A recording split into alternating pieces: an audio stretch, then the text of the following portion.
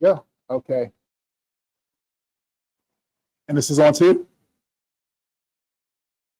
Yeah, it is. Okay. Welcome everyone to Sankofa. I am excited to be here. My name is Terry Watson. I am going to act as your hostess the best way I can. Your host, or your hostess with the most. For those who are watching online, I think we have a really good turnout. We have about 1,100 currently. 9:49 right now. Okay, so we are broadcasting live. So we are broadcasting live from Chicago, Illinois, not Illinois. Thank you very much. I found that out today. We have some great poets here, and what I'm going to do is I'm going to start this off a little bit, but I also want a chance to introduce our future poets of the evening, and from there on we'll have some fun. And we also have some poets who's going to share some love, right? Yeah. Okay. All right. Okay. So real quickly, I'm going to let me see, which poem do I want to start off with? I have too many in my head. That's a problem. You know, it's one of those things. Well, maybe I'll do a book read first. Yeah. Can I get a copy of the? Yeah, that's what I'm going to do first. Even though I had this one memorized, just in case. And I will start with this one because it's one of my oldest poems. And it's also my shortest poem. Not my shortest, one of my shortest poems. So this to give you some pretense to this one. I grew up in New York City, Queens, New York, and I grew up in the 80s. So this is really set in the 80s in New York. And this one is called Crack Bottles. On my block where this boy was raised, he was amused by the crack bottles. As a kid, he didn't know his ways, but the days were spent collecting crack bottles. Oh, how the colors excited him. Roy G. Biv, the collection, so magnificent. In the rain, they would float. In the snow, they would soak right in. The properties of these capsule-sized bottles were not a subject in school, so as he experimented as a child, don't you dare subject him to a fool. These were his crack bottles. 7115, there were plenty. The boy stored the bottles in a bag. Reagan gave him cheese and these crack bottles. It was his hobby. Each and every day he would collect one and look at his crack bottles. All around for him to see. No colors were too hard to find. He once showed his mother his prize. She gasped and ripped his back behind. In fear, genuine fear that he only saw once more, spread across her face.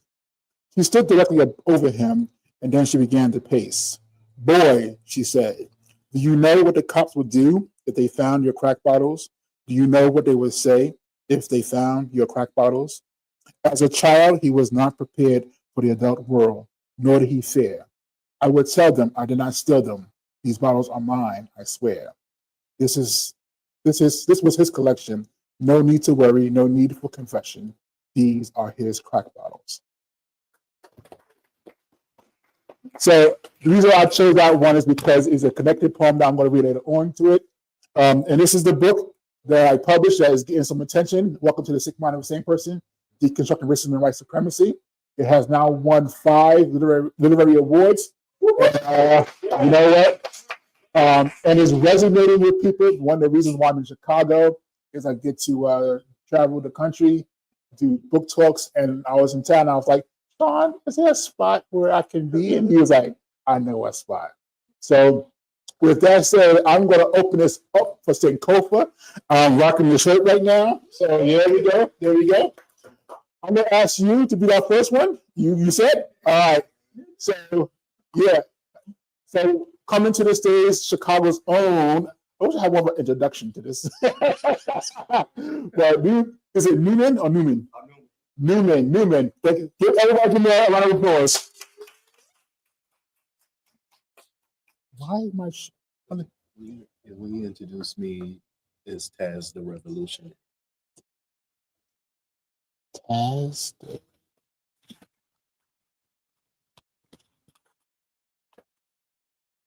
Cool.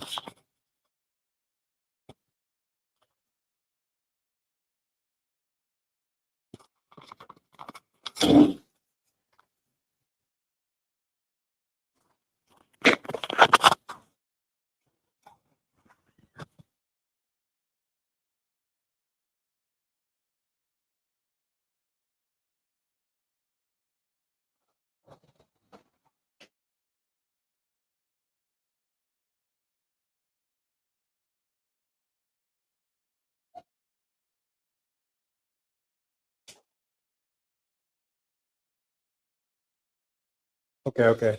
How y'all doing? My name is Numan, and I got a poem for y'all. Since this is Sankofa, I have to do a little research, so looking it up. Sankofa came from Ghana. It means learn from the past to build for the future. So, as African Americans, as a race, we're very huge, but we don't work together. But, it was all, like it said, Kofa, it was the slave mentality. We started, we was slaves, and we was fighting to be free, fighting for the prize. 50 years later, we still fighting for the prize. I get it. It was a trauma. But as a race, we're very big. And we were born tough as a race. But as long as we be gentle to ourselves, show love, and give ourselves grace, we should be able to pass something down to our children. But we were built off poverty, where it's been coming, for a selfish mentality just to get yours. So in the Black community, we tell our kids, I have mine, so you get yours. Yes, that's correct. But some of us, we weren't raised quite correct. It was a trauma. But how about we pass down to our children at least a good life? So I can get mine, you can get yours, and in togetherness, we can soar. Sankofa. Okay. Thank you. I made that one just for this event, so And I got one more, and I'm gonna read this one. This will relate to this event. This one I called Black. I think a lot of races, it's good people in different races, but I feel people should know their culture. So Black. I'm Black when I walk. I'm Black when I talk. You could pretend that you're better than people, but you're still Black. You might as well keep your spirit intact. It will take you further in life, and you will have less strife and confrontation. Get to know your culture and love your skin, because God gave us the tools and body to live in. Okay, so I got a part 2 of that. That's Black. Okay, so this Black, the part 2. I'm Black when I walk. I'm Black when I talk. When I'm broke, I'm Black. When I achieve the highest of value, then if I fall back to being broke again, I'm still Black. Your ancestors of culture can teach you something that your textbook might could not, like how you're Black. They could have. I mean, I wish your fathers or your parents would take you around your grandparents or your culture and stop guarding you because it was rough or trauma. Yes, it was rough, but it's still how they grew up. But it's still the fact of your offspring may wonder, what's your culture? And what are they? And what are the things that they bring? Yes, your parents may mean well, guarding you from heartache instead of you would have loved your culture. Oh well. Let's get to know our culture and just be well. Black. That's it. That's it. Thank you.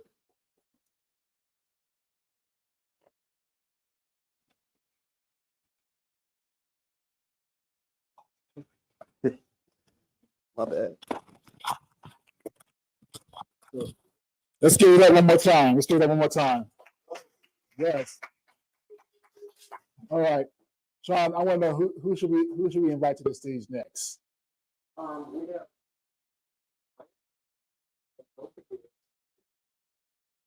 right. So we will. Okay. Well, is Taz ready? Okay. So what we're going to do, we're going to have one of our open mic poets come to the stage. Taz the Revolutionary. All right. Yeah, right.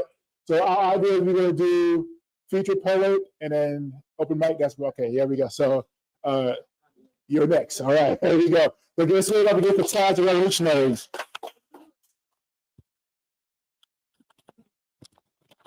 I don't even know how I'm gonna put this on.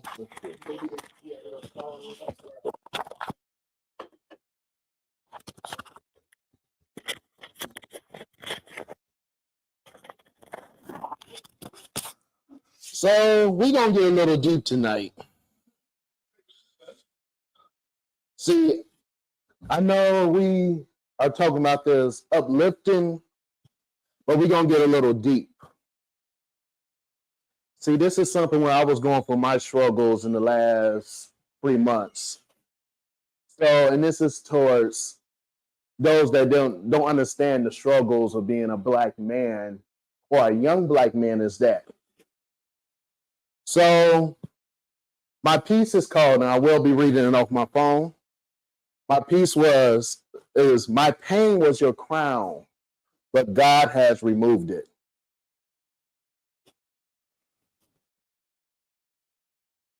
You wore the faces of mothers, brothers, and sisters, and friends, but you was wolves in barreled skin and borrowed skin. You smile with sharp teeth, clap as I crumble. Drunk from the cup of my suffering, as it was my pain was your celebration. You called me weak while I fought wars you never thought I would survive.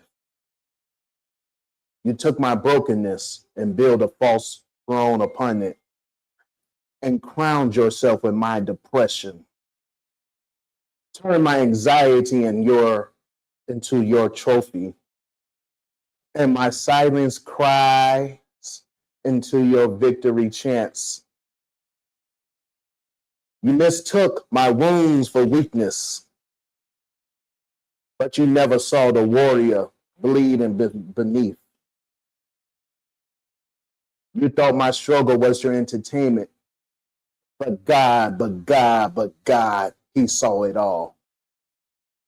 Hear me now, hear me clearly. I'm not crazy, I'm just hurt. You twisted my pain into your parade and took my vulnerable moments and wore them like jewelry around your neck. But the same God who counts my every tear, the same God who holds my heart has not forgotten,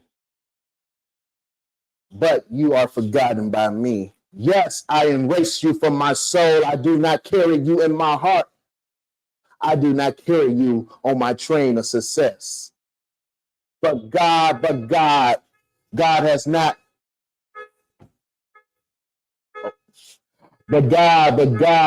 God has not forgotten your cruelty. To those who love me truly, you are my chosen family. You ride beside me. You are blessed beyond measure. God sees your loyalty. And his favor will cover you like sunlight. And his blessings will overflow in your life because you stood in my life, stood with me in my shadows. You held me when I could not stand.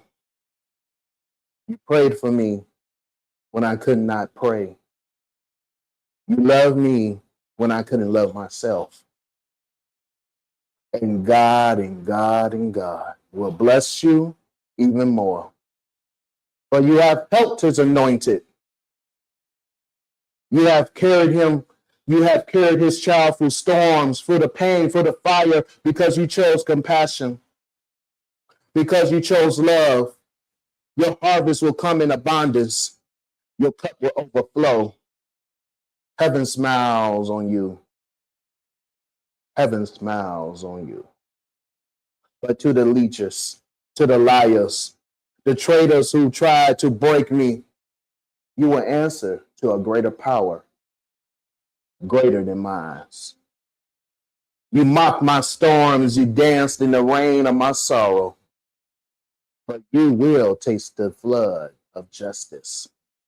For you have touched God's anointed, and he will not let it pass.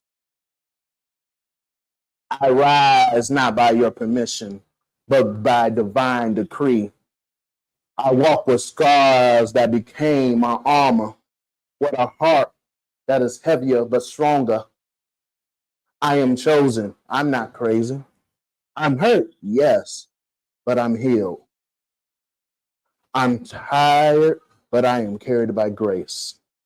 I have to let you go from my memory, but God has written you in his book of reckoning. You will not dine by my table.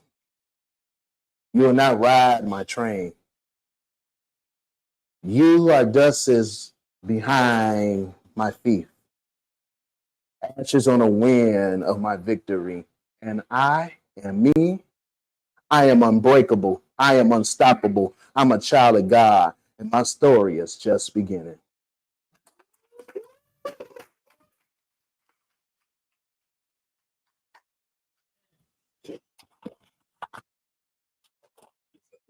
Huh? All right.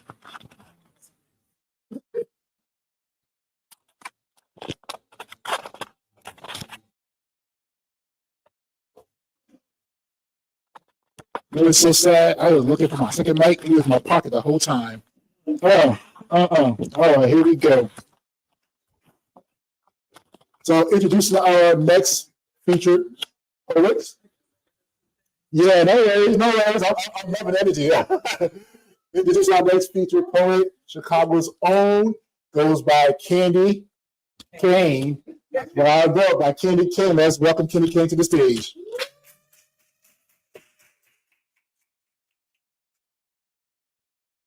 Okay. I do a lot of poems about relationships. So this poem is called What Am I Fighting For? Okay? All right. What am I fighting for? It seems like I'm fighting for nothing. It seems like it's not worth it. I'm losing my sanity for it. I lost my self-worth. Anxiety attacks, crying uncontrollably, self-medicating self. The doctors say, stay calm, relax. Think about my future, my family. What's that? Trying to maintain control of my attitude so that I don't have a panic attack. You hear the words as a child, get married first, then have kids. But you never hear the words, marry your soulmate or your best friend. Until years invested in. Then the hidden secrets and the infidelity, some say the worst sin. What am I fighting for if I can't even have respect? All we do is have shouting matches. Which one of us is going to win this round next? What I should be fighting for is to love myself first. Never let anyone disrespect you or use you for acting classes just to rehearse. What am I fighting for? Trust. It is definitely a must because you've been begging me for this forgiveness over this lust. How you lied in my face over and over just so that you can adjust. Just like Maxine Waters says, I'm reclaiming my time. Just like Jasmine Crockett, I'm fact-checking your line of, I'm sorry. I can't go back to what was left behind because this Proverbs 31 woman who was submissive to you time after time. But now I am free. I'm free indeed. I'm calm. I'm relaxed. I'm free to breathe.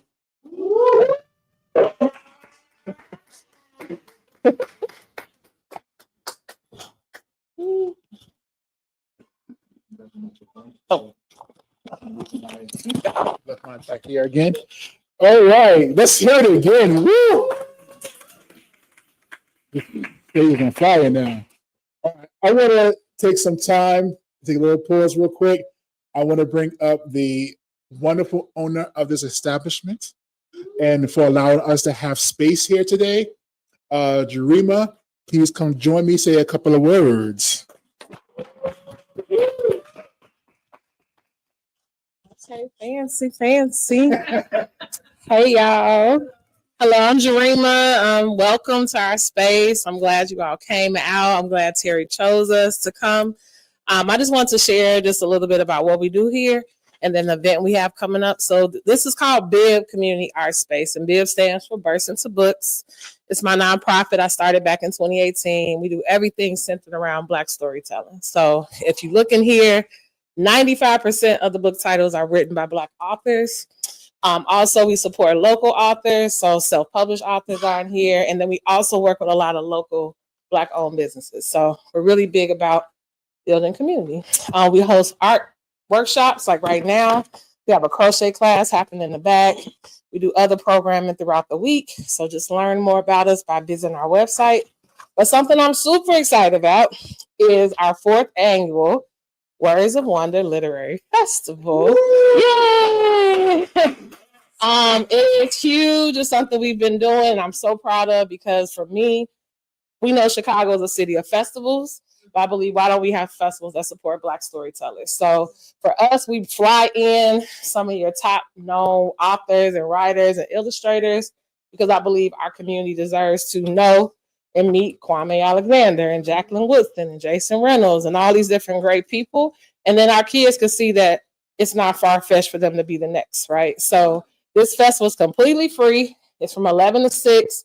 It's at Gately Stadium right down the street on 102nd and Cottage Grove. It's both indoor and outdoor. It's a full day. Visit our website, wildlitfest.com, to see the full schedule. And please come. And it's for everyone 2 to 92. So everyone has an amazing time. So this is the flyer.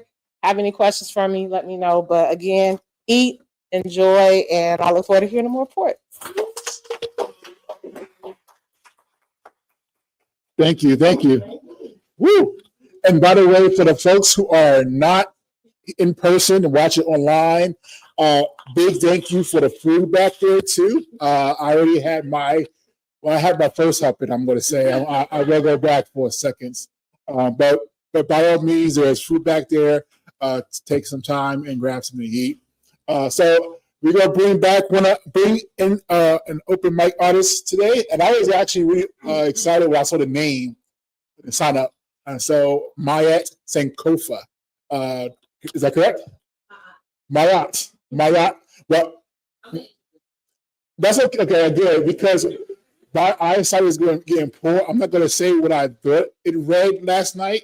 I mispronounced like 4 times, and Sean said, "You're not seeing that right." So my eyes are getting worse. This is what it is. So please welcome to the stage. Come on.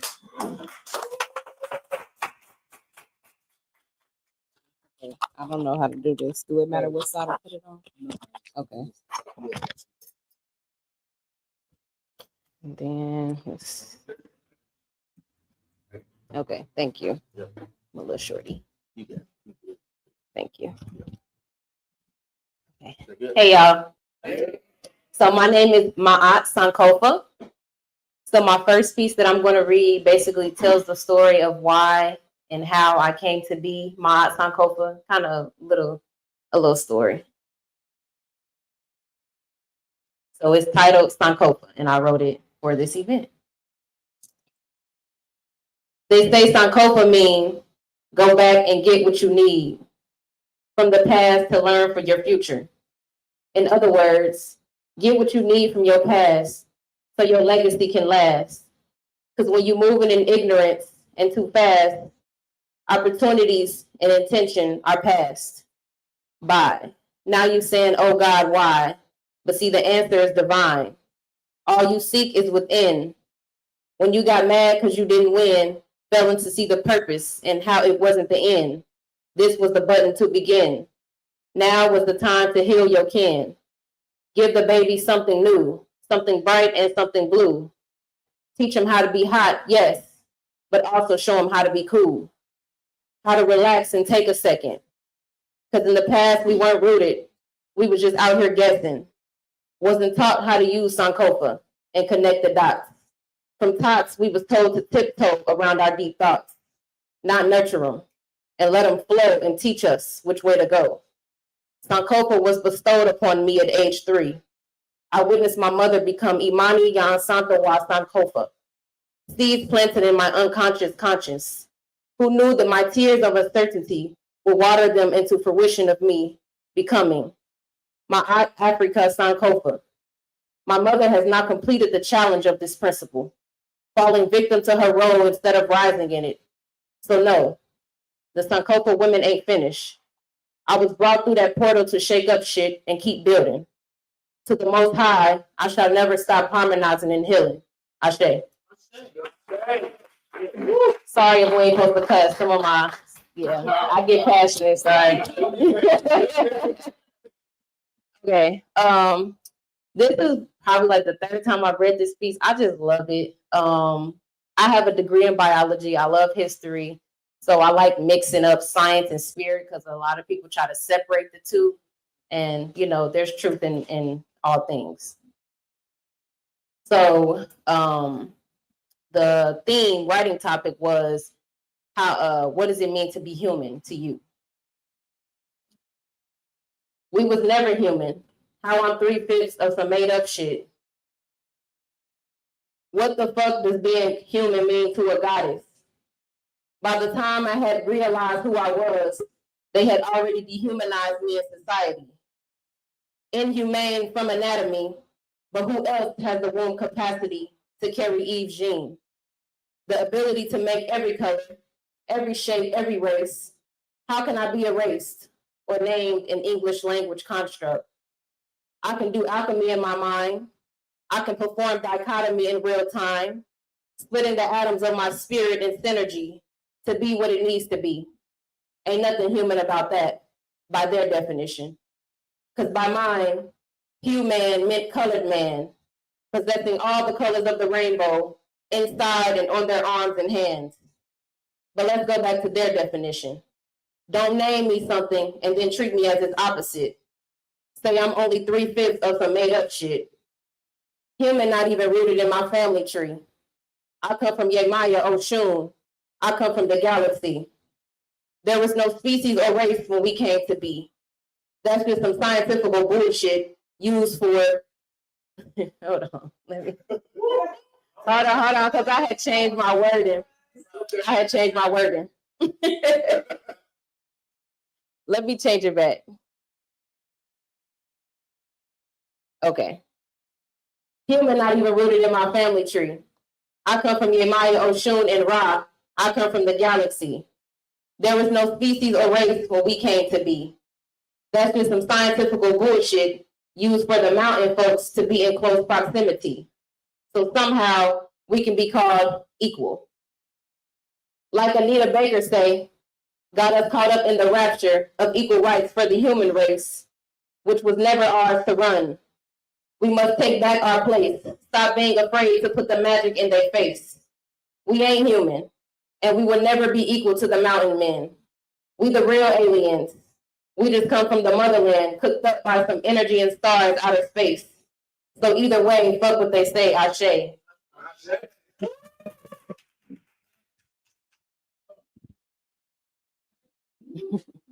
Thank you. Yes. Let's give it up. Let's give it up. Woo! Ashe. All right. So next to the stage is another one of our featured poets, and also from Chicago. You know what? I just noticed that I've been like a good 5 inches over the microphone. That's okay. So let's give it up for Just Steve. Yes. I need the mic. Yeah, you do. Yeah, you do. Oh snap! How y'all feeling, man? All right. Let's get it, man. Let's do some. Let's have some fun. You didn't really give me a time limit, so I don't know. Just do me.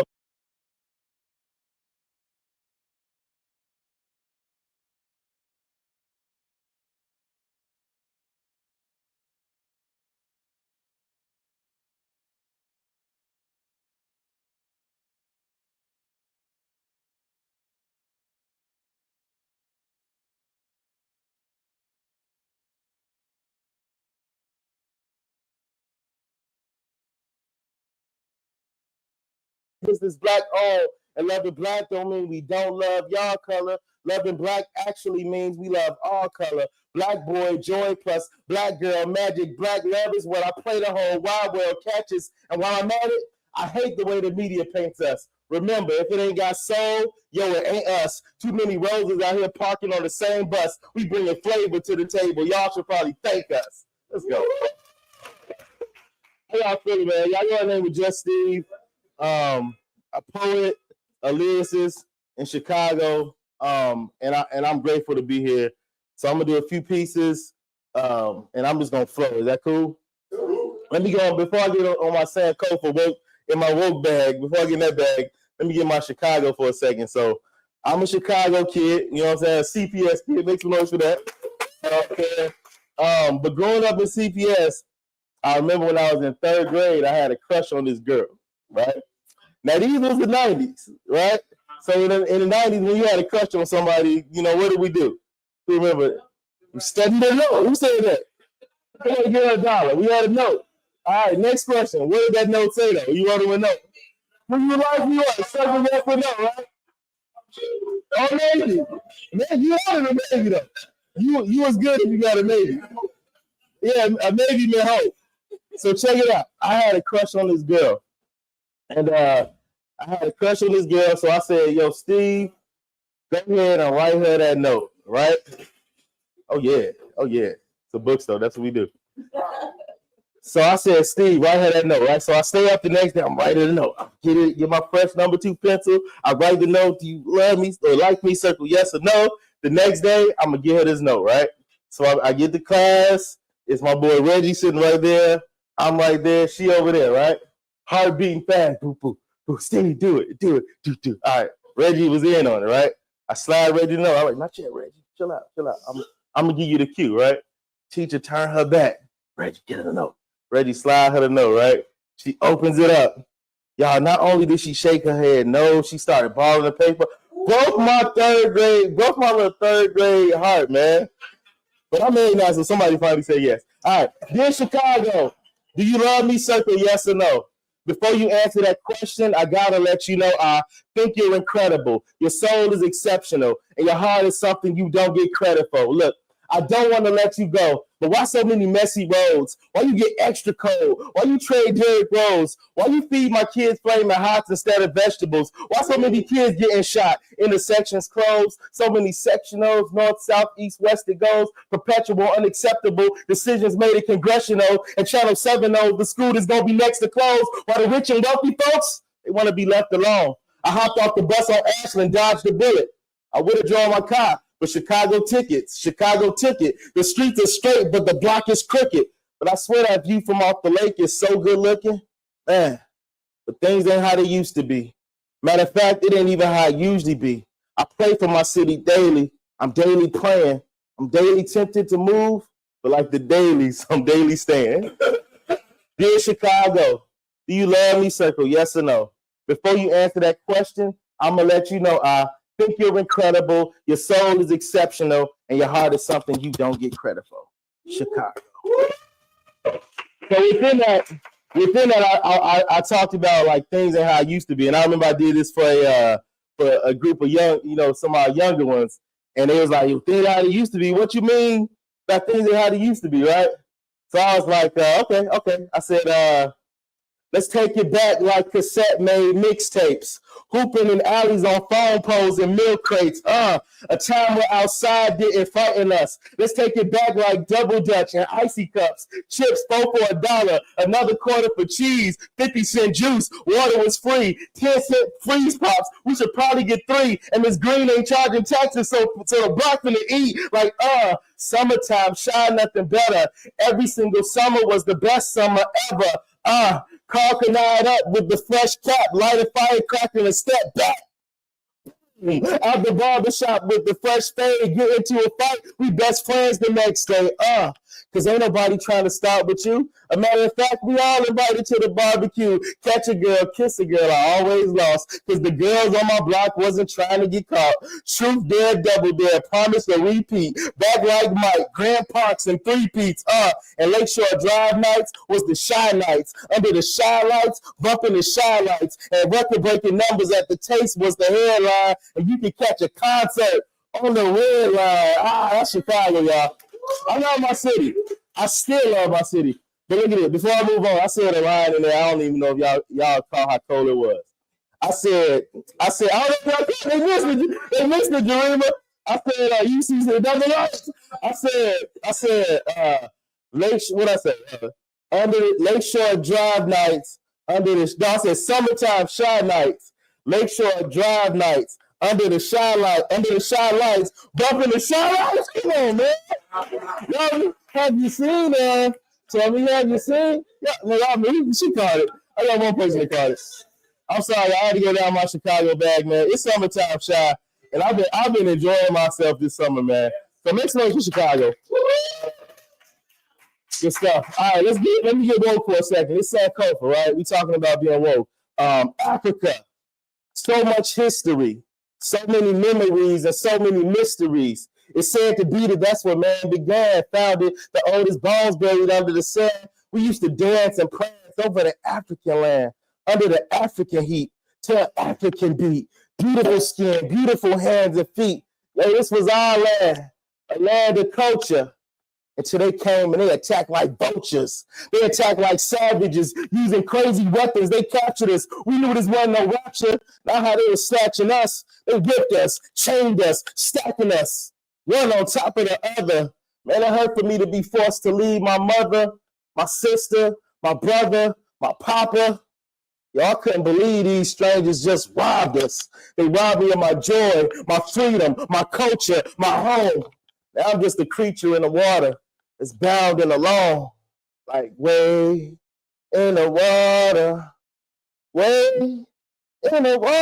children, way in the water, doggone trouble, the water, slavery. God saved me from this life. They done snatched me from my home and turned me into merchandise. We used to be kings and queens. Now we bound in chains. I used to have so much meaning. They done changed my name. I used to be considered priceless. And now I'm just an item on a price list. Y'all, they sold us and told us by the size of our shoulders, that's how much we was worth. I guess that's their way of determining how much we could work. Picking cotton up to sundown. All I need is 50 more pounds. When the sun set, then I believe maybe tomorrow I will be free. Maybe tomorrow I will be free. We sang spirituals and freedom songs. We knew that freedom was there. We knew it wouldn't be long. We knew the slavery thing couldn't continue to last. We knew someday in the future this would be in the past. So at last, here's the page turner. Nat Turner with the turn up. And Harriet Hart. Malcolm X on my chest. Rose the moment every part. I've been a king from the start. Too much kente in my cloth. Obama versus the drama. This is my February march. I got so much fight inside me. Flow like butterfly. Sting like Ali. Greatest of all time. Greatest of all time. Y'all remember the day that amendment was signed? June 18th, 1965. We were called slave for the last time. Freedom love, freedom laugh, freedom fight, freedom song. I guess it's safe to say the beat goes on. Hey, make some noise for that shit. I probably skipped a whole lot. I haven't done that one in years. But it's always good to, they want to take that history away from us so bad. They want to take it away, right? And that's why I love the whole concept around Sankofa. Because when you really know what our people went through, if you really grasp, I was in New Orleans with my wife, and we actually went to a slave plantation, and that was one of the most gruesome things I had ever seen. It was like, and they showed pictures of how it used to be kids in small spaces living there, getting whipped. Kids 2 years old being forced to slave and pick cotton. So when we know that we came from that to where we are today, and we know it's not over, we know our job is to make it better for the next generation. But when we know that we came from that, we'll move accordingly. We'll move a lot different. We'll move like the brilliant, bright kings and queens we are. All right? Make some noise for that, y'all. Check it out. I'm in my woke bag. Right now. Leave me alone. All right, so check it out. This piece I wrote this piece during the and I've never did this one, so I'm probably gonna stumble and mess up, but it's all good, right? It's all good. Is it all good? Okay, cool. So check it out. I wrote this during the time of the George Floyd situation, right? When we was protesting, but I didn't. It was that was on my mind. I was out there doing what I had to do, but I also started thinking back to like how my grandma was out there and how they were out there doing what they had to do just to get there. So I was just kind of like just in the mind of a protester when I wrote this piece, just kind of in that frame of mind. So let's get right to it. I picked out all my hair. Yeah. I threw a fist up in the air. Yeah. Arrest me, I won't care. The fight's already unfair, but I know that freedom's near. Yeah. I'm gonna do that again. I said I picked out all my hair. I threw a fist up in the air. Yeah. Arrest me, I won't care. The fight's already unfair, but I know that freedom's near. Yeah. We out here marching. Martin and Rosa parking. I swear the streets are doing more than talking. It's like global warming got us heated in all type of ways. You would think somebody put this planet in a microwave or keep at it. Pragmatic change don't happen right away. Right fighting the left to keep the right away. They all are civil right, and so up right away. Some fight to keep us right, while some fight to keep our rights away. Go back to Africa now. This land is part of me. My granddaddy built this country, so it's hard to leave and get your foot off my neck, making it hard to breathe. To think this happened on our property, like monopoly. And why they get so offended when a black man speaks logically? Why they get so offended when a black man is proud to be? And why they get so offended at everything? I swear straight racism coming right at us. Sometimes I wish it would poof and disappear like magic. But till then, I'm going to be climbing life's ladders. We may fall, but Christ got us. And I'm sick of explaining why my life matters. I'm proud of my black daughter, proud of my black wife. I'm proud of my black skin. I'm proud of my black life. Just because I don't act white don't mean I don't act right. And I love all coaches. I just wish more coaches would fight back. That was backwards. That's because it's time to quit talking in backwards. Some of y'all hear this and be like, that's a bunch of absurd lies. I'm trying to MAGFTFT. Let's make America... I'm trying to. Okay, hold on. Let me get that. This part is fire. I said. He said.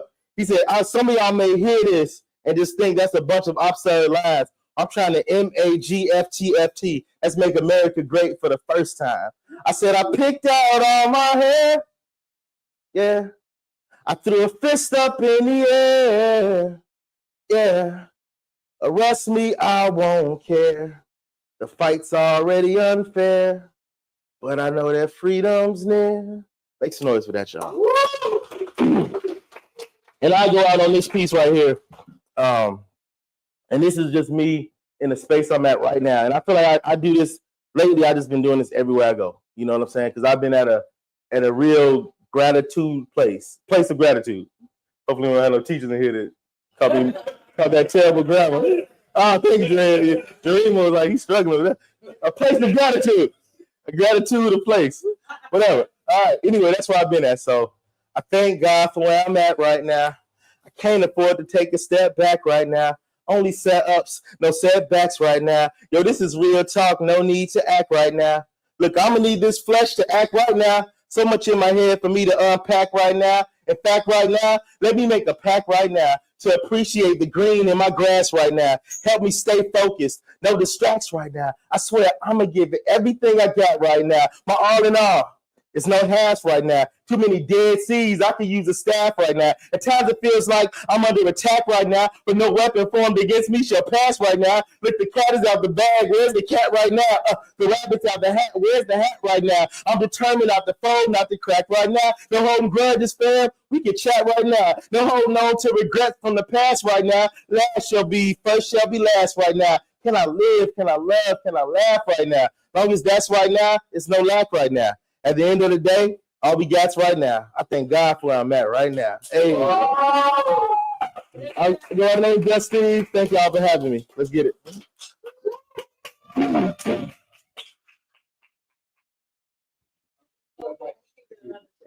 Oh, let's get it. Oh, I just walked up. Hope you got more on you left. I'm going to say, if you got more on you, we will definitely have you back on the stage. So. We did actually. So we that's happening. You know what? Me and Mike said we're not best friends. There we go. I got it. There we go. Okay. Did I? Oh, see. There we go. It's balanced. All right. Are we having a good time, y'all? Yep. Okay, we got it. There we go. We in there. Excellent. All right, we gotta keep this party going. Sankofa, again, thank you, Jarima, for having us in this beautiful place. I'm gonna try to do one of my poems off the top of the dome. And you know what? This is sort of I felt this when Justine was just up here. Because you did a poem about during a protest during George Floyd. And one of my favorite, or should I say, one of my poems that people like a lot, I wrote about since when Eric Garner happened. So it goes back that far. And for those who are watching online that asked me to do this poem, I wasn't going to do it because I don't have it memorized like I used to. It's with the fire, but we're going to give it a try. So please bear with me. This one is caught at the hands of injustice.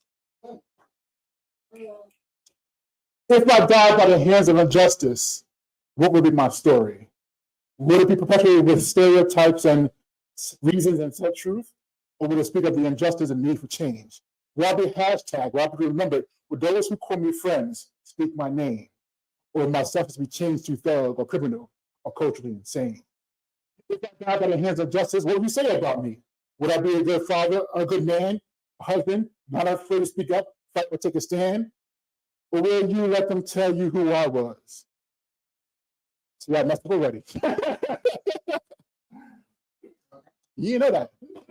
I just see my brain is like, what are you doing? Nah. If I died by the hands of injustice, what will become my family?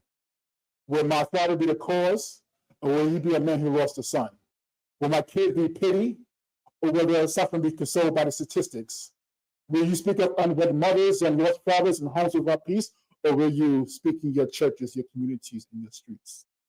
If I die by the hands of injustice, how will you remember me? A friend, a foe, or maybe someone you really didn't know? Will you unfriend me or follow me, deny my? Will you unfriend me or follow me? Ooh. Will you unfriend me, unfollow me, deny my intent, speak from the heart because the heart is known not to vent? Or will you take the painful journey to redefine your truth? Come to the conclusion that there is truth that lies beyond you. Will you feel pain, pity, or sorrow? Will you tell yourself no one is promised tomorrow? Or will you work through that pain, that pity, and that sorrow and rise up and tell your friends that I was not your enemy, but that I was tomorrow? If I die by the hands of injustice, will justice be found? Will someone speak of the injustice as it was never around? Will you listen to say that the light will end the darkness, or truth shall be found, even if the only light that holds the truth is in the hands of the injustice right now? What will be my story? What will be shared? Will it speak of my great doings or moments of despair? Will it reflect as the picture? Will it reflect as a mirror or like a picture? Will it work to separate or bring people closer together? Will it do as you like or do as I like? Will this art be diminished by signs that say fight? Who will change the story? Tell the story of the untold. Will you share moments we broke bread, or will you throw stones? Change. What would you say? Would you start with yourself? Would you say what I said? I once spoke these words when I spoke to Black youth. I said, if we were all created equally, why do we think so differently? If we are all brothers, why do you treat your brother like your foe? Would you speak? If I died by the hands of injustice, would it be in vain? Would you be overcome by angry thoughts and pain? Change the truth. That's what I want you to do. Change the truth without anger, without pain, without vengeance, without denying my name. Statistics don't need them. Media don't want it. They don't know my truth. My truth is an untold story known to none except you. If I die by the hands of injustice, I'm going to end it right there. Before what is in my book is a lot longer than that. My brand is not what it used to be these days. Like I said, that was a 10-year-old poem. It's one that I always have a hard time recollecting. But sorry for those who are watching. Sorry, because I was backstage and that's what she was looking for. So, okay, let's keep this party going. I want to bring back to the stage, yes, Candy Kane to bless us back. So please welcome back Candy Kane.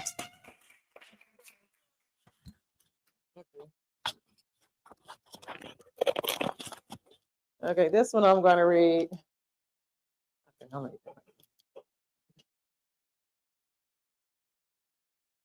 Okay. Can you lower this down for us? I'll be right. I have no title to this one, but okay. Black history is rich history, and it should be taught as American history. Frederick Douglass, Rosa Parks, and Martin Luther King. Let's say it out loud. Let freedom ring. Black power, political power, social movement by the hour.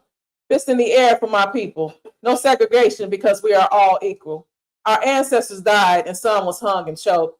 We have the black power. We have the right to vote. Vote for democracy, right from wrong. Speak out loud, speak out now, and speak out to be strong. Freedom is power. Power is freedom. John Lewis was good trouble. He was one of the original freedom fighters. He didn't stay in a bubble. Then you had Maynard Rustin, who was the key advisor to MLK, but you could always trust him. Rosa Parks who said so Ruby could walk and Kamala could run. Someone's history they are trying to erase, but it has just begun. Goofy political people signing executive orders and contracts. Jasmine Crockett said it best. She will let you know and she will fact check. Black history is everybody's history and should be taught in all of our schools and books, because once you had a taste of this chocolate history, you will definitely be hooked. Let's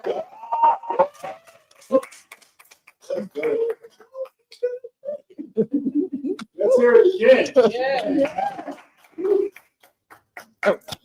You know what's funny is I have two of these, right? And I'm like, usually one is always on by accident, and then I want to hear everybody's side conversations. Do you have another one? You do? Okay. All right. So next, we're going to bring to the stage, back to the stage. I'm in. Let me get this right. I want to say that was the revolutionary.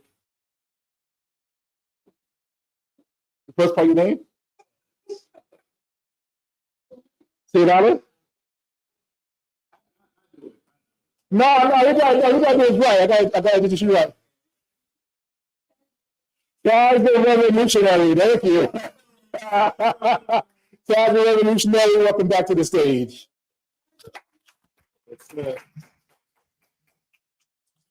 Now, I'm going to hit y'all with two real quick, but. All right. So, we're talking about freedom, right? We're talking about freedom. So, this got in my spirit right now. I'm going to ask for the audience with this one. Every time when I say, can I tell you a story? You say, yeah.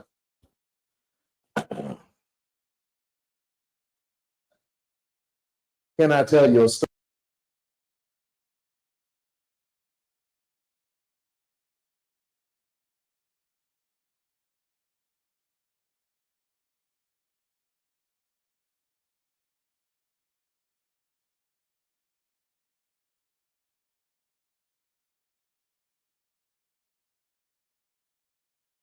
pen slicing through silence of Maya Angelou,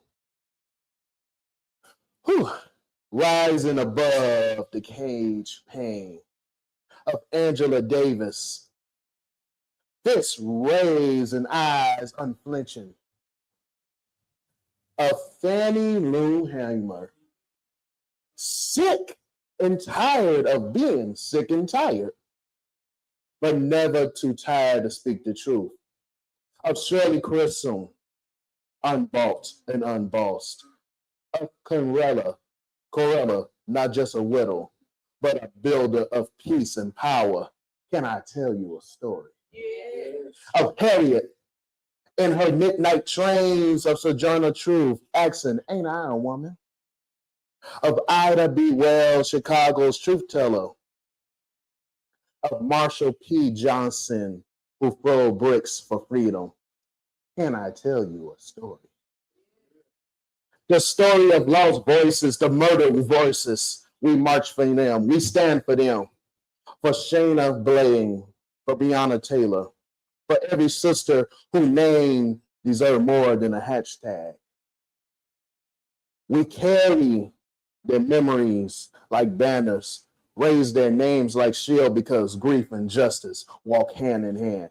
Can I tell you a story? The story of now, Bree Newsome, climbing flagpoles, Tamika Malmore, commanding crowds, of the mothers who march, and of the girls with notebooks, microphones, paintbrushes, writing the next revolution in real time. Can I tell you a story? Yes. Of women with voices like hurricanes, eyes like ancestors, hearts like drums that won't stop beating. Can I tell you a story? I said, can I tell you a story? Because maybe you all are the story. I said once again, I said today, y'all are the story. I said, can I tell your story? Can I tell your story? Because today, y'all are the story.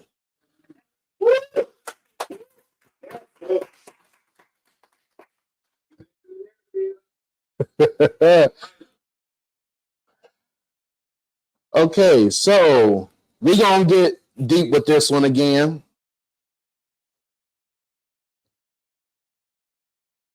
So this poem I wrote, it speaks to the harsh truth that family don't always stand and always stay with you, right? Sometimes we must cut the people out like a spade. See, this is the cutting board of blood and bone. We must reclaim our power and rise. It's about to get a little hot up here. In my heart today, a storm gathered under the quiet skies, silent at first, but inside it roared loud enough to shatter my ribs. Torn between light and dark, between paths and vanish, like sorry, y'all. Like footprints that swallowed by the tide, like prayers lost in thunder. I don't know the way anymore. The sun feels cold and the moon refused to glow. The compass spins like it's lost its mind, like it forgot the name of home. Once I had a system, families, hands that held me steady, mothers, fathers, sisters, and brothers. They promised me to be their shelter, to be my shelter. When the thunder crashed too loud, they said it was going to be my lighthouse, guiding me back to the shore. When the waves of my mind rose too high, but they turned away. They let the storm swallow me whole and let the sink beneath the tide of my own despair. betrayed not by strangers, but blood I once called my own, by the face I once trusted to carry me through the dark.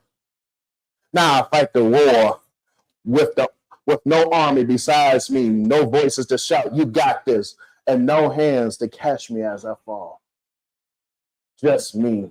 Me, my battle scars, my cracked voice, my breathing running thin, still burning, still burning, still burning.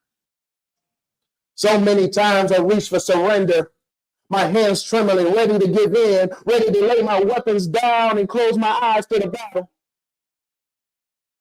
But then I saw the truth. In this ring of torment, I am no mere fire. I am the king. I do not kneel to the storms. I do not kneel to the shadows. I wear my crown of fire. They built their house of cards, stacked so high with hollow words and fragile hopes. A fragile kingdom due to fall, but I am the spade. I am the cut. The sharp steel at the root of every rotting thing. The hand that flips the lies to the ground. Let it fall and let the spade cut through every false promise. Every shadow that tried to smolder my flame. Every whisper of relapse.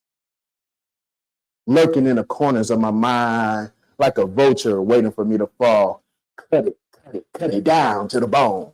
Cut it to the truth. Slice through every chain that tried to bind me. Every weight that was placed on my shoulder. If you stand in my way. If you stand in my way. If you try to bury me behind your betrayals, welcome to the cutting board. Here's his blade. Here's the sing. It sings his final song. Mothers, fathers, sisters, and brothers. Blood do not make you family when you leave me bleeding in the dark. When you watch the storm consume me and do not throw a rope. I carve out the poison. I slice away the decay. I make my own surgery. Cutting my heart of clean of the rot you planted there when I turned away.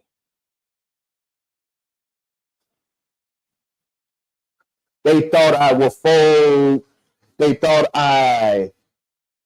they could silence my roar. But let me make this clear. I am not a puppet. I am not your casualty. I am not your unfinished story, left to gather the dust and sorrow. I am my own army. I am my own revolution. I am my own phoenix, rising for the ashes of betrayal with the flames made of sharpened flame. If my name is forgotten, if my breath grows faint, if the world looks away before the final cut is made, remember this. I crown myself. I choose to stay. King of my own war, standing tall, bleeding but alive, scarred and unbreakable. On the cutting board of blood and bone, unbreakable, unstoppable, me. I am me.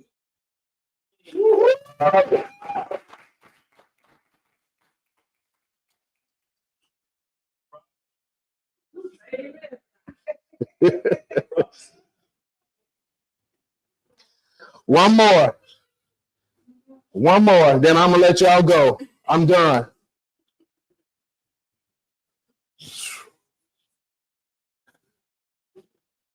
I call this one victory over myself.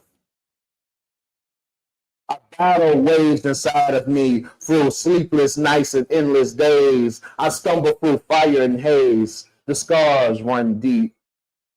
The wounds still ache. Of reminders of every choice I make. But painful fears cannot remain. I have risen for the ash and flame. For in the end, I stood my ground, no longer lost, no longer bound.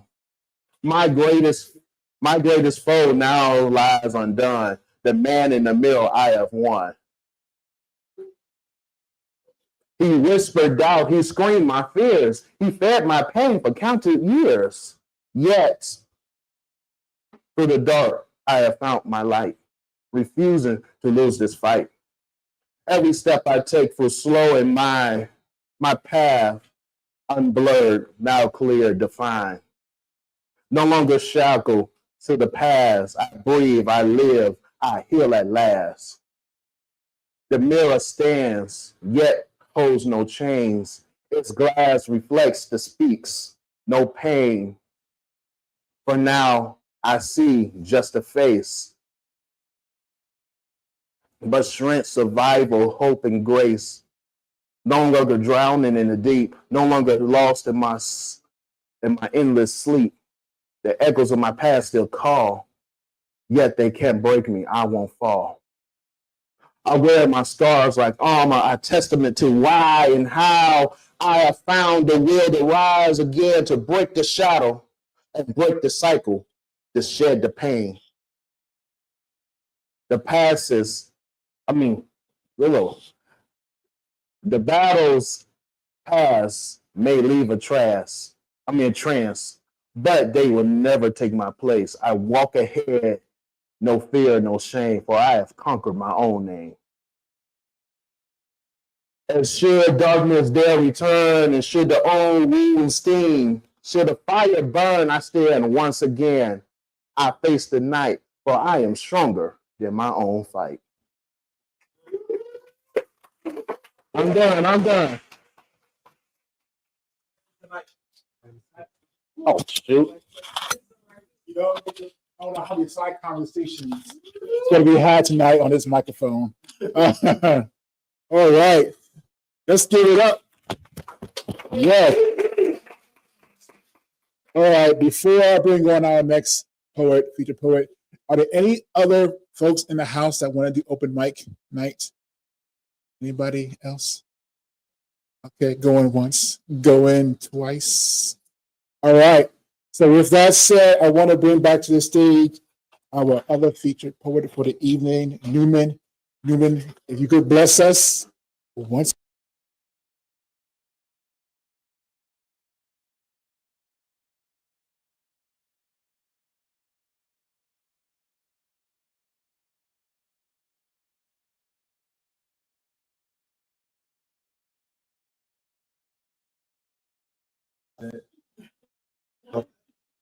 I wasn't making that much money. I ain't like it that much.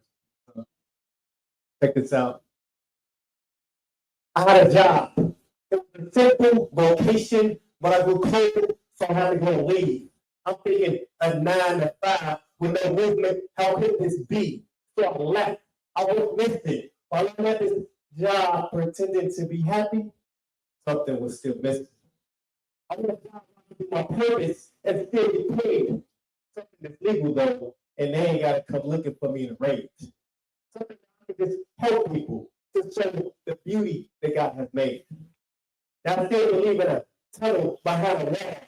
How about a joyous rainbow after rainfall? But then I reflect, how can I lead by faith and not by sight, even if my pocket's not right? I still have to find what makes me happy, but then I reflect again, how can I get a decline for a job? Because my hair's nappy. The real it is, and it's legal. So the good candidate I just became, I now become see-through. I thought the job was performance space, but not what I put in my hair to keep the style in place. I say we just do you, because just because you get declined for a job or something else, that don't mean God ain't through. I mean, somebody has to win, and I'm coming back.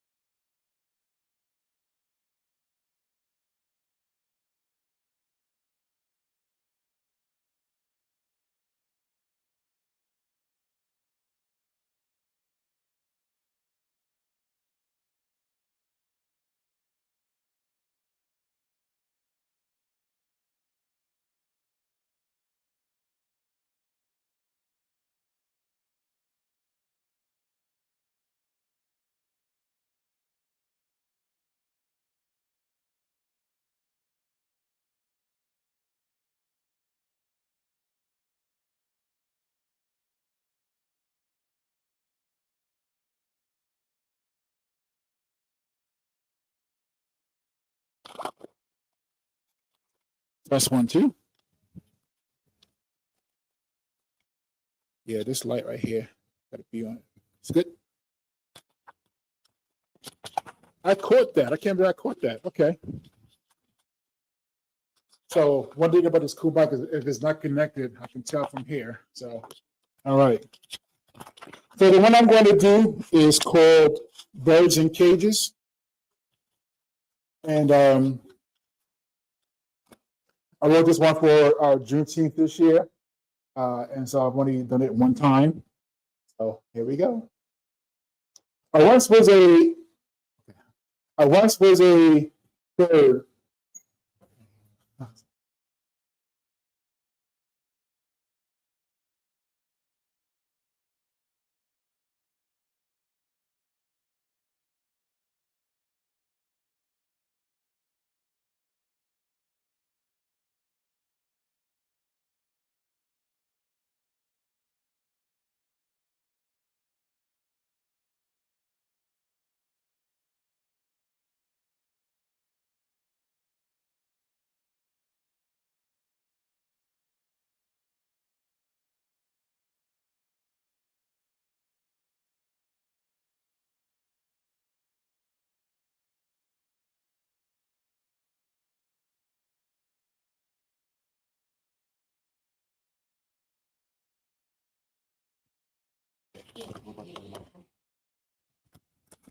There we go. We're good. Okay. 3 times the charm. Here we go. Got it? Good? Huh? Okay. That's it. Birds in cages. I once was a caged bird looking through a rigid aviary. Feathers ruffled, beak tense in my mind, wondering when will be my time to be free. Right past me flew a majestic bird, content and unbothered, graceful and feathers unruffled, beak tenseless. And the bird opened up to me and said, "You can't demand freedom, you can only take it." Puzzled, I glared at this fellow bird, and it shook me. Can this bird read my mind, interpret my thoughts? How, oh how, did she know my plea for freedom?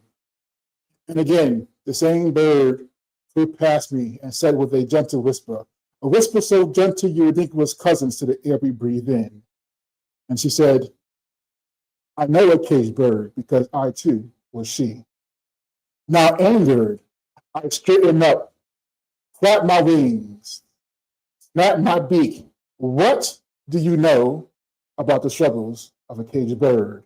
You are free. I am caged. You are unbothered, and I.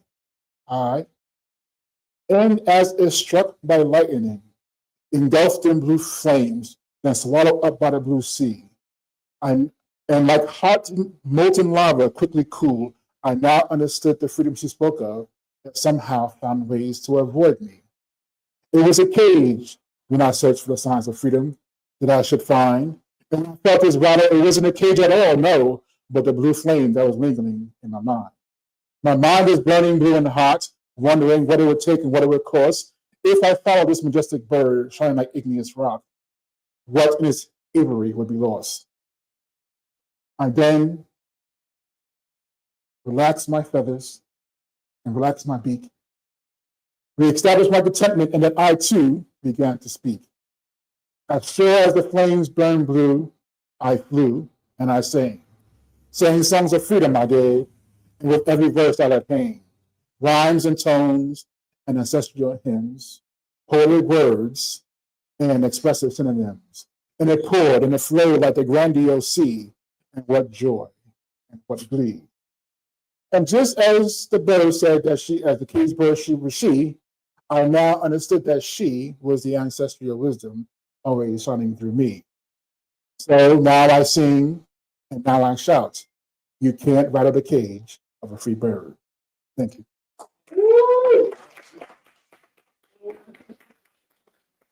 All right. So with that said, I want to bring back to the stage because he got some more in him. Just Steve, bring it back to the stage. Just Steve. I'm calling the comeback. He's been here for years. I'm gonna call it a comeback. All right, to be honest, they asked me to do another one. but yeah, we gotta do another piece. I'm still in my woke bag. Right now. Leave me alone. I'm in my woke bag. This piece right here, I don't really have a name for it, but I'll tell you where it came from. I was actually asked to write a piece during Black History Month, and they want it about a straight up white organization, like the white people. And it was like, man, Steve, we want you to just do something that can really like kind of, you know what I'm saying, challenge them in a way. And I just wrote it. I didn't think too hard about it. I just kind of like wrote it, and I really wanted to play with colors because that's really, yeah. I don't know. I just wrote it, and I just share that piece. Is that cool? So, I was in a room full. There was a lot of them. I was like the only Black dude in there, and that was dope. I take it. Whatever. It is what it is. It is what it is. We all experienced that. What if I was born clear complected with a robot accent? What if my birth? Oh, hold on. I'm sorry. I'm like this. Oh, this is perfect. Hold on, just a minute. I'm sorry. I had brought a trash can on stage like this, and I had did that. All right, let's start all over. All right, let's start over. You had a little prop. I remember that now. It's coming back to me, and you'll see why. What if I was born clear complected with a robot accent? What if my birth was planned? Or what if I'm here by accident? Truth be told, we all came here without asking, and our existence is part of a bigger picture God had planned. And my life ain't average nor lavish. It never has been. That don't mean my granddaddy was a has-been. It's the hard-working Black man paving the way for a Black man. Some see me the color of beauty. Some see me the color of a trash can. That's why I wrote the trash. It's like hard-working Black man paving the way for a Black man. Some see me the color of beauty. Some see the color of a Black man. But I wish y'all was colorblind or just couldn't see a thing. And to you, Black was white and brown was cream. But if everything was the same color, it'd be a pretty sad scene. And if blue hated yellow, then we wouldn't have green. Look, roses are purple and violets are ugly. And the bluegrass told the red tree, don't touch me. Am I less than lovely because of the complexion of me? Or am I blessed and lucky because of the complexion of me? And my golden heart hurts. This thing showed and got worse. Is this the picture God painted, or are we whiting out his artwork? They were shook on that part. Color lines got us torn and covered in pride. Or maybe the grass is more orange on the other side. That was it. Yeah. That was that piece. That's what I did. That's what they asked me to do. That's what I did. I did this other piece. Somebody who's really instrumental in this thing is Mamie Till. Y'all know about her. And this is another piece I was just asked to write. A lot of times, people ask me to just do stuff, and I like to just like do it original for what they asking for, and then I hold on to it. So this is to Mamie Till, also to Black women in general, all right? How does it start? Oh yeah, here we go. She said, open the casket so everybody sees this. Look how he was treated. Look how he was beaten. A sore for sight eyes, too much for the screen. And 20-something teen, we still don't believe it. Got strong from every meal that my mama fed. Wisdom in her words. I could feel what my mama said. Mama's burying sons. Another son is dead. Wish I could catch every tear that my mama shed. Fists, lips, hips, afros, and dark hair. Underground railroad, rows are parked there. A queen in the field, Lord knows it's not fair. Black girl magic, life known, let's start there. From sugar to spicy, daily and nightly. The world on her shoulders with a kid on her right knee, taking all life's lemons, adding that to her iced tea, while Mahalia Jack singing spirituals in the right key. All right, that's it for that, y'all. Oh. You good? That's a shit. Thank you very much. The mic. I was like, oh, yeah, you walking up one day? Let's give it up for you, Steve, please. Yes. Yeah. All right. So I know how many poems you got. How many poems you got left in this house? Any more poems? Are we coming to an end? Oh man, yeah.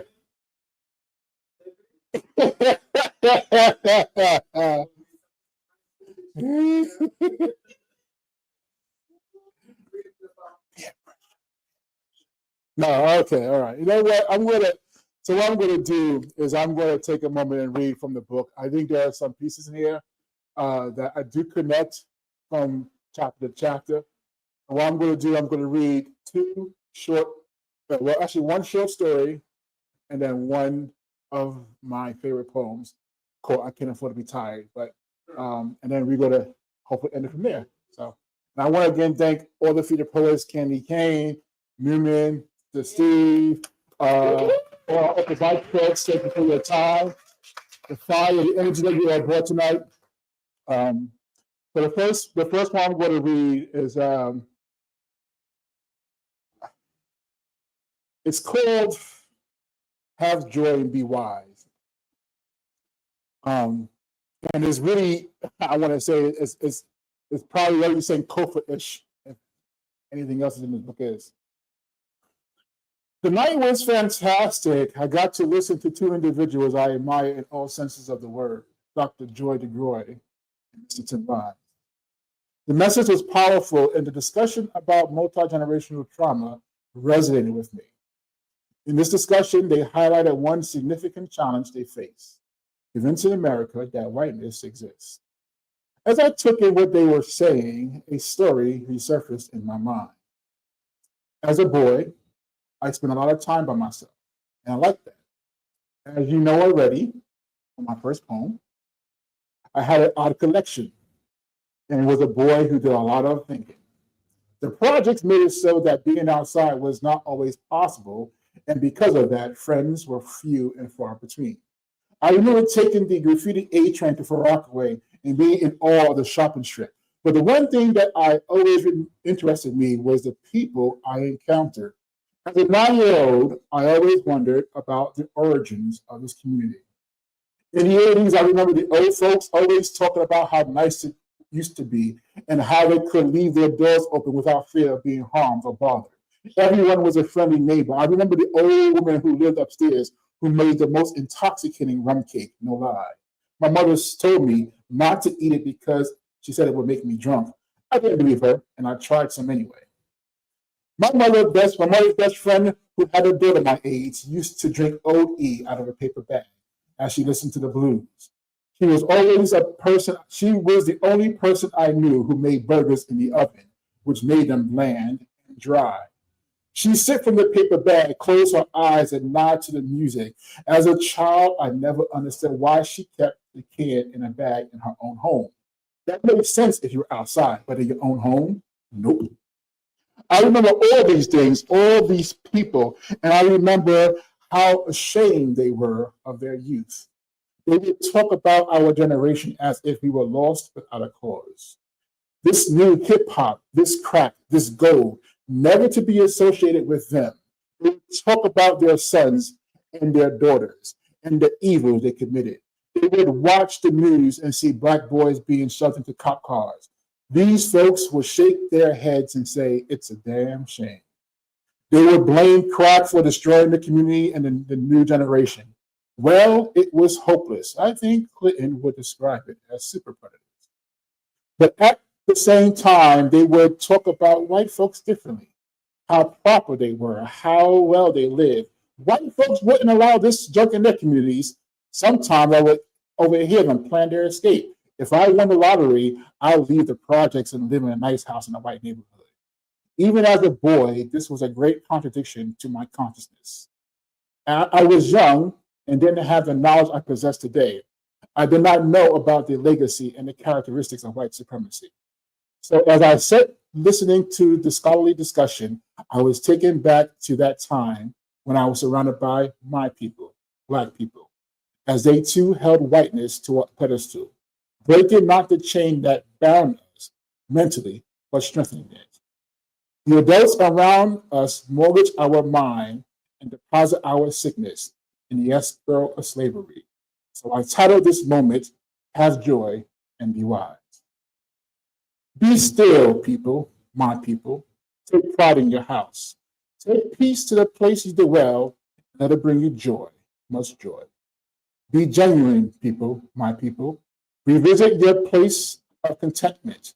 Allow your space to be your own and own the ambience that's there still. Be courageous, people, my people.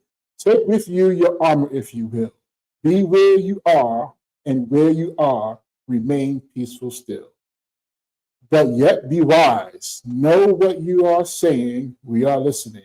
What you are doing, we are watching, ready to pass on what you leave us. Thank you.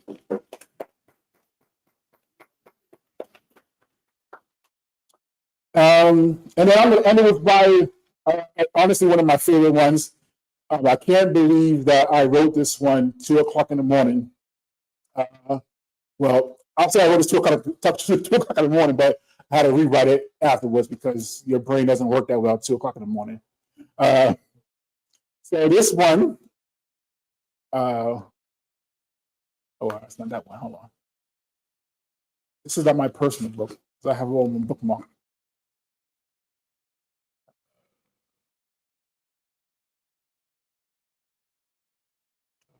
Sorry about that. Hold on. Right before that one, right?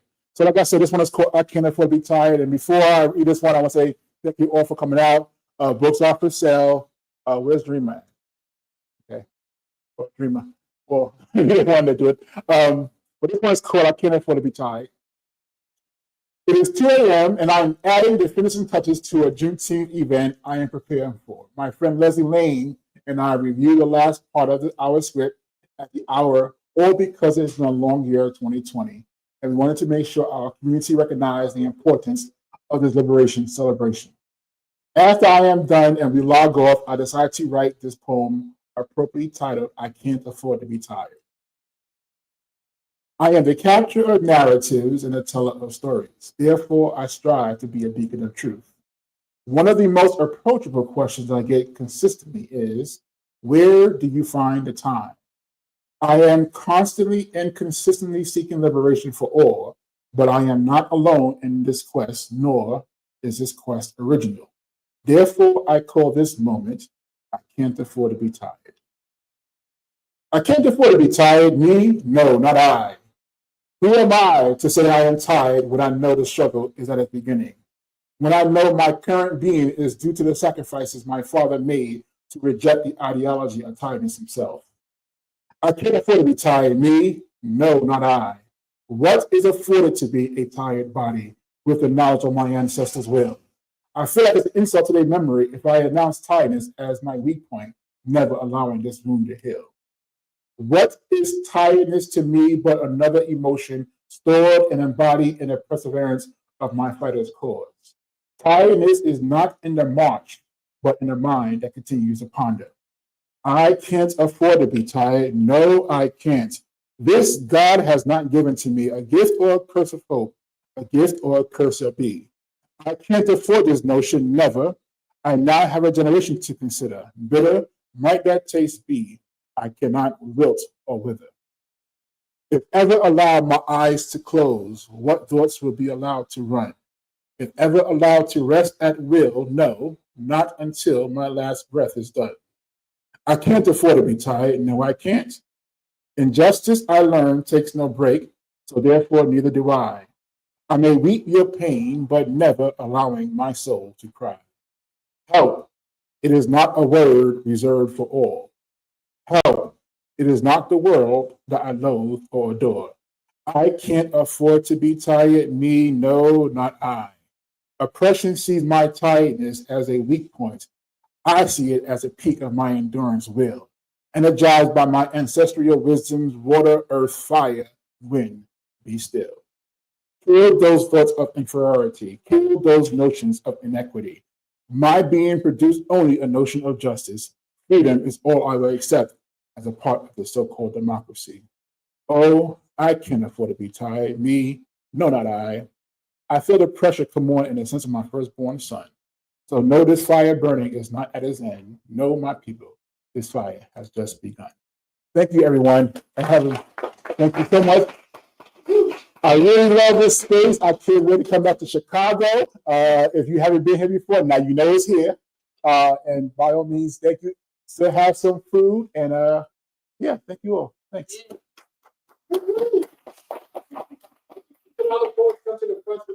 Oh, yes. You're the I know it. From Philly. Yeah. Oh, yeah. What is oh,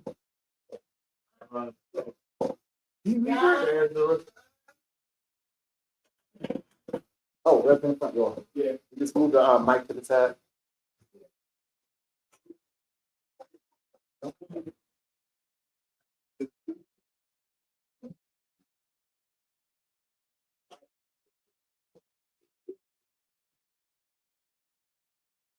Yeah, I mean, you all be in it together, yes.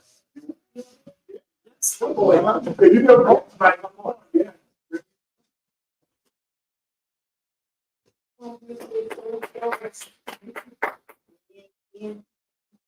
I love the dance. Okay. Go ahead. Go.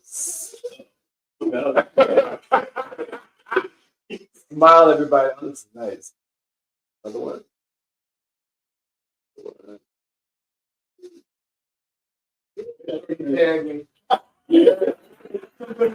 By the way, we can fall on. We had a pretty steady. Yeah. We so right now, oh yes, right now it's down. Right now it's down to 965. 900 people. 965. Yes, on YouTube. And it's also live on Facebook. Absolutely not. What? It's right here. No, I.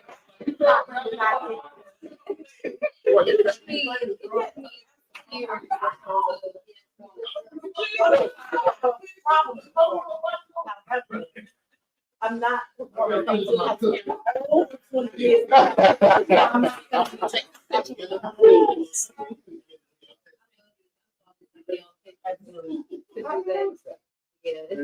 You just throw it on there and you can keep changing it out. Y'all just Oh, we take some pictures with you and each individual poet. Yeah. Sure. That's what we recommend. you got the pictures. So you're from Chicago?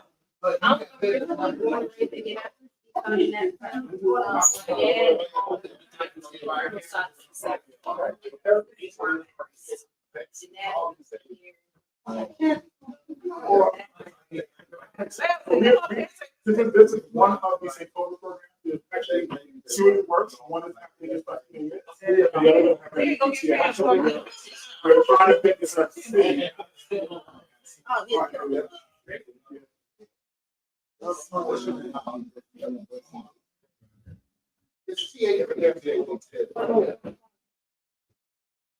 Yes.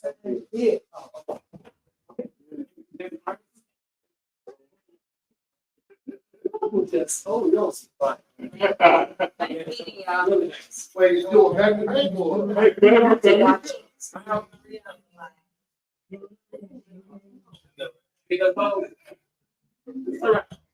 oh.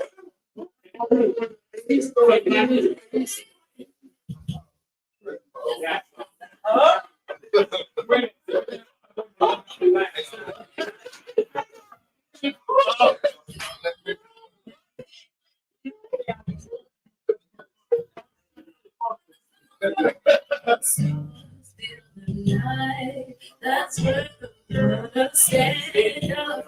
Take my people with me. Into a river. You hear freedom calling me to pass people.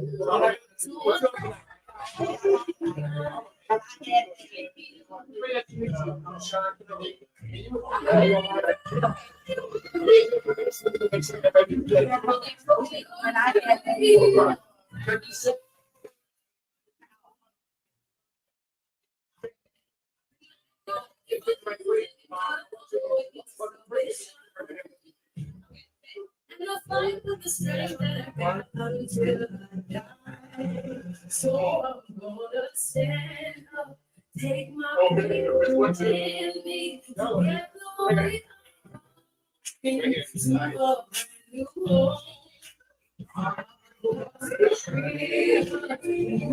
Freedom calling me to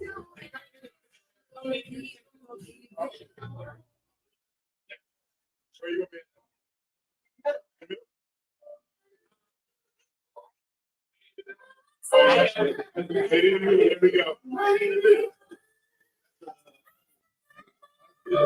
3, 2, 1, go.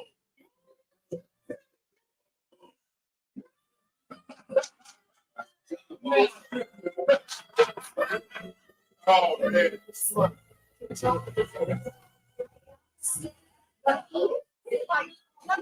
Today, I had to explain it. So, what normally you need today,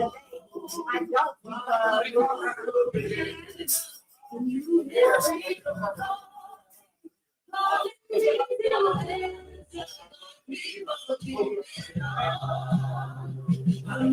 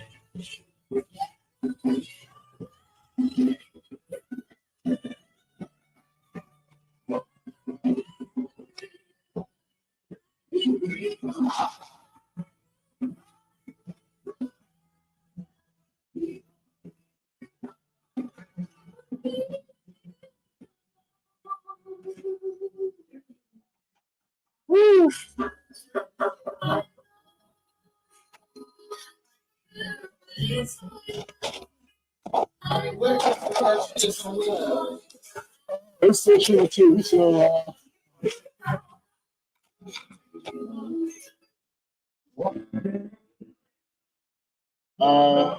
it is.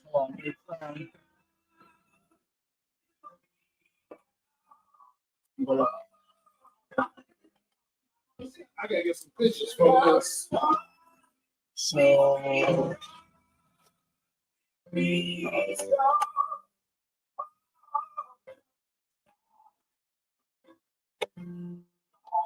if you go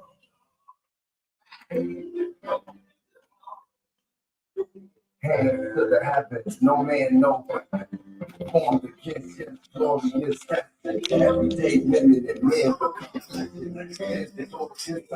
become black.